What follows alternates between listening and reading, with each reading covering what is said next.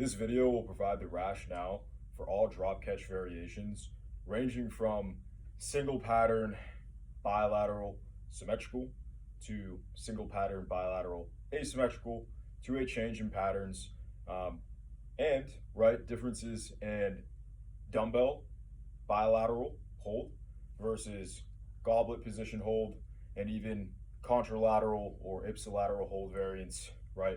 So first thing we want to go over is change in position.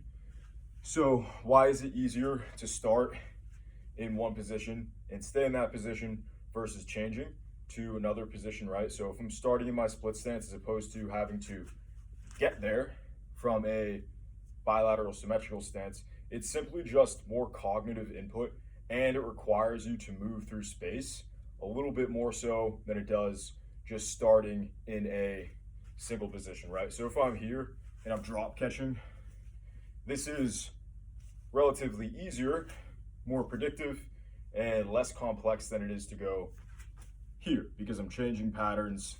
I'm becoming asymmetrical, loading a little bit more in different planes of motion. Also, alternatively, if I think about the implement that I'm using, so if I'm bilaterally loading through dumbbells and I come here, this is going to drive a little bit of more upright torso or increase the demand to maintain that upright torso, as opposed to if I have a single load here and then I'm coming through, this is going to increase frontal plane demands.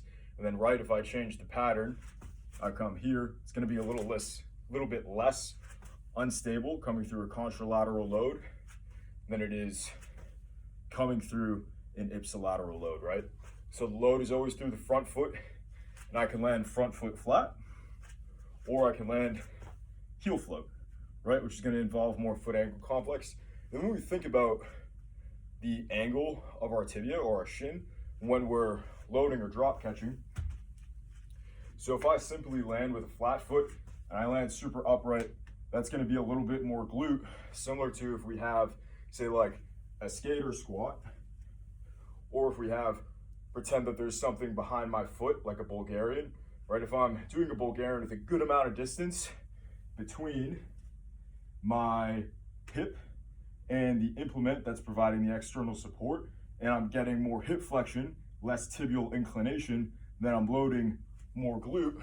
Conversely, if I have a good amount of ankle dorsiflexion in either the skater squat or the Bulgarian split squat, and I'm able to drive more knee over toe, that's going to be a little bit more quad, right?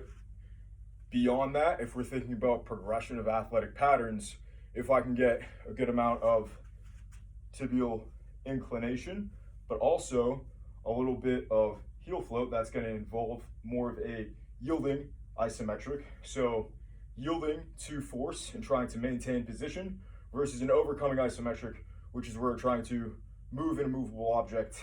That could be a discussion for another video, right? So simply put, if I'm here, right, I'm supported externally and I'm coming through, I'm working on this angle of tibial inclination, which is going to help better prepare me for more acceleration based drills, mechanics, and sporting demands, because the level of tibial inclination that we go through and effectively, flexion at the knee, flexion at the ankle, plantar flexion, that's going to set us up for more horizontal propulsion and acceleration.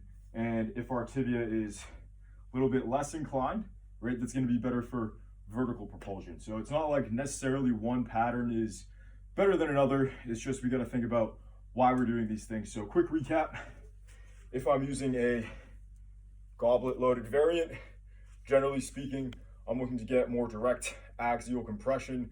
I'm looking to shift the moment arm more anteriorly, put a greater demand on these spinal erectors, whether that is lumbar or thoracic. If I'm using a dumbbell loaded variant, I'm probably just trying to increase or deconstrain the overall amount of load, right? So I'm trying to add more load to the movement, increase tissue demand, as opposed to doing that through a moment arm. And if I'm doing something with a contralateral load in the end range position, I'm looking to increase the stability demands. And if I'm looking to do something with a ipsilateral load, right? Shorter moment arm, decreased stability demands, probably trying to increase the load or tissue demand. Now there's certainly more to this. This video could be minutes, if not hours longer, I'm sure, but we'll leave it at that for today. Hopefully that clears things up when it comes to like, hey, why am I doing this?